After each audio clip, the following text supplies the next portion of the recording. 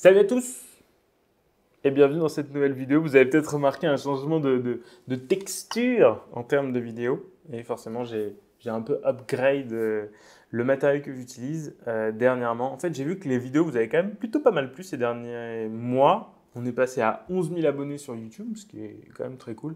2 millions de vues sur la chaîne depuis qu'elle a été lancée, c'est absolument incroyable. 2 millions de vues. J'aimerais bien avoir autant de followers Instagram, ce serait fantastique. Du coup, pour fêter ça, j'ai acheté du nouveau matériel pour vous présenter ces petites choses de manière un peu plus, comment dire, immersive, pour vous présenter les montres plus proches, pour faire des close-up, pour voilà, aller plus profondément dans la matière. Si vous me suivez sur Instagram, vous savez exactement ce que ça veut dire, puisque je vous poste souvent des photos en macro. Ça, c'est très très cool. Si vous ne me suivez pas sur Instagram, suivez-moi sur Instagram. Voilà, @verygoodlord. Let's go! Donc du coup, comme je vous disais, aujourd'hui, on va parler de la Baltic Aquascaphe Titanium. Baltic, c'est une jeune marque qui a été fondée en 2015 par Étienne Malek. Et en fait, Étienne, il a toujours été passionné d'horlogerie. Moi, quand je l'ai rencontré par hasard dans une soirée, il portait déjà ce proto de Baltic. Et puis, il m'a raconté cette histoire de son père qui était malheureusement décédé quand lui était assez jeune, mais qu'il avait retrouvé justement une mallette avec à l'intérieur, une valise avec à l'intérieur des montres, avec un carnet aussi avec les montres de son père. Et ça a fait naître chez Étienne une certaine envie de collectionner les montres et à la fin de créer sa marque. La marque a été créée en 2015 sur Kickstarter avec un boîtier que vous avez peut-être déjà vu, un peu step case comme on dit, c'est-à-dire avec une petite marche sur le boîtier qui rappelle des montres voilà, vintage. C'est la mouvance des marques néo-vintage comme on les connaît aujourd'hui. Et en 24 heures, ils avaient vendu 300 000 € de montres sur Kickstarter. À l'époque, c'était un des Kickstarter les plus voilà, réussis en horlogerie. Après, il y en a eu tellement depuis que je ne sais même plus lesquels sont réussis, sont échoués. Ça devient n'importe quoi. Bref. Mais en tout cas, allez lire mon article sur le sujet que j'ai posté récemment sur verygoodlord.com. J'en parle et je raconte un peu l'histoire d'Étienne. J'ai rencontré Étienne un petit peu par hasard à une soirée pour une marque. Enfin voilà, il était là et puis en général, quand les gens ont des montres sympas, je tisse un lien avec eux et puis on discute de montres, qui est une passion commune. Et puis là, je lui pose la question sur quelle est ta montre. Il a un petit rictus et en fait, il s'avère que c'était le proto de la Baltic qu'il allait sortir un peu après. Il était plutôt content de se dire que quelqu'un était venu le voir pour sa montre. Ça présageait quand même un beau succès futur. Mais aujourd'hui, on est là pour parler de la Baltic Aquascaphe, qui est un nouveau modèle, sachant que vous connaissez déjà peut-être la Aquascaphe classique, qui est un modèle en acier, et qui là arrive en titane avec une nouvelle taille, un nouveau cadran, bref, une nouvelle proposition. C'est une plongeuse, bien sûr, la Aquascaphe. Elle fait un peu, voilà, on pense un peu à un nom qui pourrait sortir d'un roman de Jules Verne, mais aujourd'hui les marques ne peuvent pas s'empêcher d'avoir des plongeuses dans leur collection puisque les plongeuses sont devenues petit à petit les montres les plus vendues. Voilà, donc il faut forcément avoir une plongeuse dans sa collection si tu crées une marque de montre et que tu veux vendre des montres. La Submariner, aujourd'hui, elle est portée par tous, mais elle ne verra jamais la mer. Donc les montres de plongée sont extrêmement vendues, mais on va dire qu'elles ne plongent quasiment jamais. Je pense que 95% des montres de plongée ne plongent pas. Alors c'est un peu con, j'avoue. C'est un peu comme acheter un 4x4 pour venir à Paris. Ça n'a pas trop d'intérêt, mais bon, on peut aussi tirer profit des qualités d'une montre de plongée, comme une lunette rotative qui permet de s'occuper quand on se fait chier. On tourne la lunette, c'est assez pratique, ou de calculer la cuisson des pâtes, ou d'une côte de bœuf, ou d'une casserole de quinoa.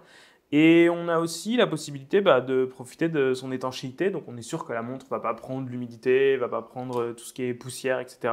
Et puis en général, c'est des montres assez robustes. Donc on aime bien voilà, avoir des montres robustes, dire voilà, c'est la Tool Watch. Alors on va parler de cette montre, parce que parlons un peu plus en détail de ce qu'elle est, de ce qu'elle fait, de ce qu'elle représente, de qui elle est. Est-ce que je l'aime? Haha, je vous dirai ça à la fin de cette vidéo. En tout cas, c'est une montre de 41 mm, alors que la Baltic classique, elle, ne faisait que 39 mm. C'est une montre qui fait 47 mm corne à corne. Donc, bon, ce qui en fait une montre de taille, je dirais, moyenne plus. Le boîtier de cette montre fait 55 grammes seul, hein, donc sans le reste. Et juste pour vous donner un ordre d'idée, une Octo Finissimo, ça fait 48 grammes complète. Donc, voilà, vous voyez un peu la différence. Et une Rolex Daytona Platine, ça fait 285 grammes complète. La Rolex Daytona Platine, quand vous la mettez au poignet, vous avez l'impression d'être lesté. Vraiment, vous pouvez plonger sans souci, vous ne remonterez pas. L'épaisseur 13,6 mm, 13,6 avec le verre, sachant que c'est un verre domé. C'est un peu épais, on va le dire, mais c'est une plongeuse en fait. Donc c'est totalement logique d'avoir une plongeuse un peu épaisse. Enfin, ça reste dans les standards des plongeuses.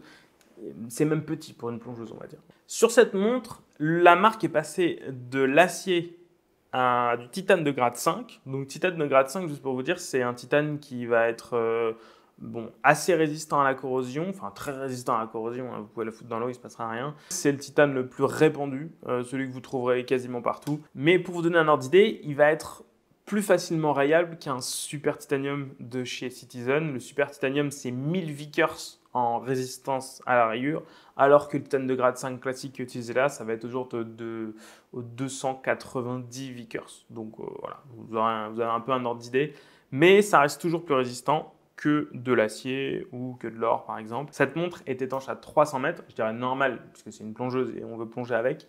La classique, elle était étanche à 200 mètres. Donc on voit qu'il y a vraiment un plus sur ce que la marque apporte dans cette montre-là. Il n'y a pas uniquement le boîtier en titane qui vient apporter un truc. Non, non, là on apporte une technicité en plus. La technicité, elle vient de la couronne vissée notamment, bon, qui était déjà présente sur l'autre, mais qui voilà, se manie bien. C'est une couronne qui est assez épaisse, assez agréable à utiliser. Tout comme la lunette rotative, crantée, unidirectionnelle, 120 clics. Donc vous avez 2 clics par minute pour ceux qui ne comptent pas assez vite. D'ailleurs, vous verrez sur cette montre, je n'ai pas la boucle en titane qui est livrée avec, j'ai une boucle en acier. Donc voilà, n'y faites pas attention. Sur ces montres-là, la boucle est en titane, elle va avec le boîtier.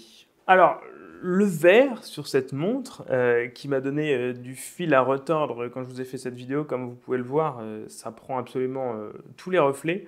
C'est une sorte de petit miroir et une loupe à la fois. En fait, c'est un verre double dôme saphir. Le verre double dôme, il a d'intéressant qu'il permet une meilleure résistance à la... Je fais ce geste parce qu'en fait, ça fait vraiment 2 dômes. C'est-à-dire que vous avez vraiment 2 dômes sur le verre.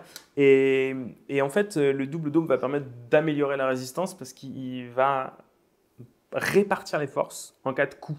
Donc, si vous avez un coup sur le dessus, il ne va pas uniquement y avoir un dôme qui va permettre de résister, il va y avoir aussi le dôme du dessous qui permet cette double résistance. Donc, on dit qu'il y a moins de distorsion optique et plus de résistance sur un verre saphir double dôme. Cependant, un gros coup d'anti-reflet aurait peut-être été intéressant. Après, moi, ça me pose problème parce que forcément, je vous fais des vidéos, des photos, etc.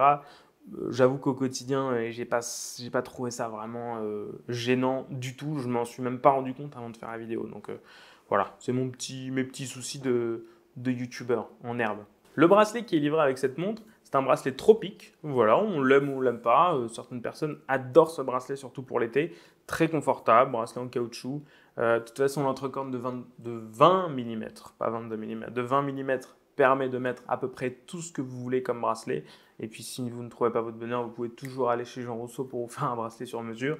Dans tous les cas, le bracelet, ça se change. Ce que je dis toujours, quand vous achetez une montre, si on vous propose le bracelet acier, achetez-le, même si vous ne le portez pas. Par contre, le reste des bracelets, vous pouvez les changer. Les petites boucles ardillons, ça se remet sur un autre bracelet. Voilà, donc sur ça, voilà, il n'y a pas de problème. Juste achetez le bracelet acier et pour le reste, faites votre petite tambouille. Si vous voulez des marques de bracelets, etc., vous pouvez me demander ça dans les commentaires, il n'y a pas de problème, je vous donnerai plein d'adresses. Le cadran livré sur cette magnifique Baltic Aquascaphe est proposé en 2 teintes. Il y a une teinte noire grainée comme celle que j'ai et il y a aussi une teinte bleue glossy qui est vraiment très très belle. La teinte noire est dotée d'un Super Luminova C3 vert. La teinte bleue, elle, est dotée d'un Super Luminova BGW9 qui est bleu ciel.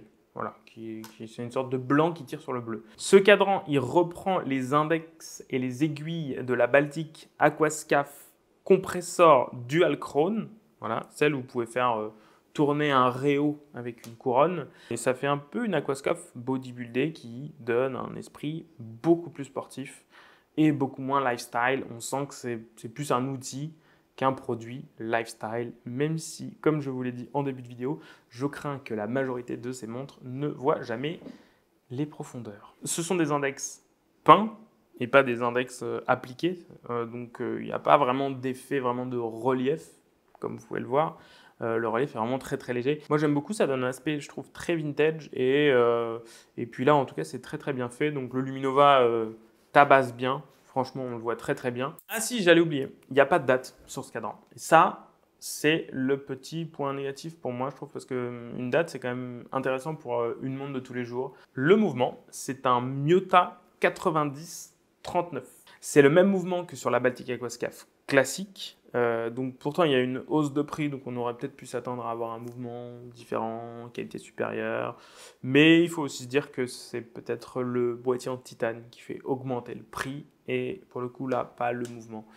C'est un 3 aiguilles classique comme je vous le disais, avec 42 heures de réserve de marge, donc ça laisse presque 2 jours. Et en termes de précision, Miyota annonce moins 10 secondes plus 30 secondes par jour. C'est relativement précis pour une montre mécanique de cette gamme-là, sachant que bon, on est quand même très loin du COSC. Mais on parle d'une montre à moins de 1000 €. Je vais revenir sur le prix à la fin de cette vidéo, qui arrive très prochainement. Qu'est-ce que je pense de cette montre? Je pense que c'est vraiment encore une superbe réalisation de la part de Baltic. J'ai pas grand-chose à dire sur le modèle. Il est quasi parfait. Au porté, il est impeccable. Il passe bien sous une manche. Il passe très bien avec un pull. Il passe très bien sur une tenue un peu plus classique ou moins. Le seul petit, je dirais, défaut de cette montre, c'est son bracelet qui lui, pour le coup, fait vraiment très décontracté. Ça peut faire un petit peu touriste, malgré que ce bracelet soit extrêmement confortable. Mais encore une fois, la montre a des cornes percées.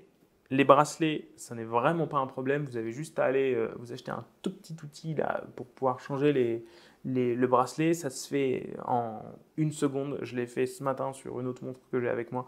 Franchement, c'est vraiment pas ce à quoi il faut penser quand on achète cette montre. Alors, côté prix, on est à 852 €. C'est extrêmement précis. Pas 853, pas 851, 852 €. Je ne sais pas quelle est la raison de ce prix, mais c'est assez précis.